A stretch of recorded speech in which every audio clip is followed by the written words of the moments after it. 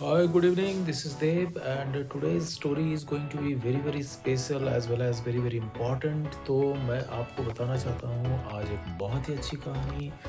दोस्तों, एक बार एक हिरन को बहुत ही ज़बरदस्त रूप से प्यास लग जाता है और वो बेचारा हिरन जो है वो पानी पीने के लिए इधर-उधर भटकता है और उसे दिखाई देता है पानी, लेकिन जैसे ही वो थोड़ा-सा आगे जाता है, उसे दिखाई देता है कि एक शिकारी उसे अपने निशाने पर लेकर के रखा है। अब बेचारा हिरन जो है वो पूरी तरह से डर जाता है और वो थोड़ा-सा पीछे की ओर आता है। अब जैसे ही थोड़ा-सा पीछे की ओर आता है तो दाहिने तरफ वो क्या देखता है कि एक शेर जो है वो उसके ऊपर में नज़रें गड़ाए बैठा हुआ है और शेर उसके ऊपर किसी भी समय, किसी भी क्षण उसके ऊपर में आक्रमण कर सकता है। बेचारा हिरन फिर से पूरी तरह से घबरा जाता है। अब वो और पीछे हटता है और अपने बाईं तरफ जब देखता है तो उसे दिखाई देता है कि जंगल में आग लग गया है। अब वो पूरी तरह से फंस गया है, पूरी तरह से डर गया है। अब उसे लगता है कि कुछ भी नहीं हो सकता है। दैट टाइम इमीडिएटली ही टेक्स अ डिसीजन कि before dying I will drink water by hook और by crook, come what may I will drink it. वो ये तय करता है, ये डिसीजन लेता है कि चाहे कुछ भी हो जाए, मैं पानी पी के रहूँगा, चाहे मरता हूँ तो मरूँ, कुछ भी हो जाए, पानी तो मुझे पीना है। ये सोच करके ही अपनी मौत की परवाह ना करते हुए हिरन जैसे ही पानी पीने के लिए जाता है, उस वक्त एक चमत्कार होता है।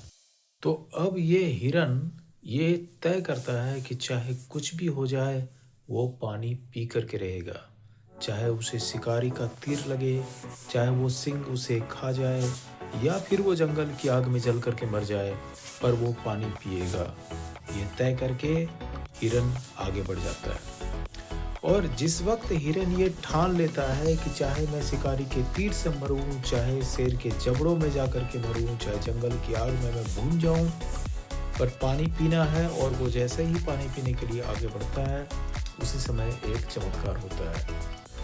और वो चमत्कार कुछ इस प्रकार होता है कि उसी समय एक बिजली कौंध जाती है और बिजली इतनी तेज कौंधती है, इतना भयंकर एक आवाज़ सुनाई देता है कि शिकारी पूरी तरह से घबरा जाता है, उसका निशाना चूक जाता है और अनजाने में तीर छूट जाता है और वो लग जाता है सिंह को।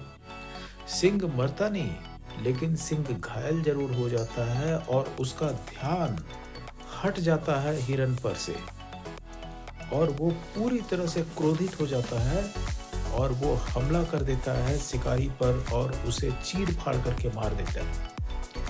अब जो सिंह के शरीर में जो तीर धँसा हुआ था, उसकी वजह से सिंह को असहनीय दर्द हो रहा था और वो वहाँ से चला जाता है जंगल की तरफ। दूसरी तरफ फिर एक चमत्कार होता है और इतनी तेज बारिश शुरू हो जाती है कि जंगल का वो आग बुझ जाता है, चारों तरफ एक शांति छा जाती है और हिरन का जीवन फिर से बच जाता है।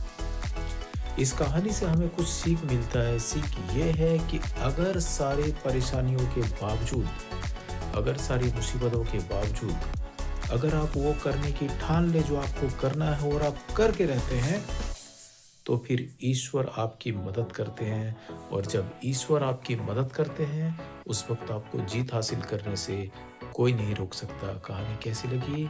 कमेंट में ज़रूर लिखिए।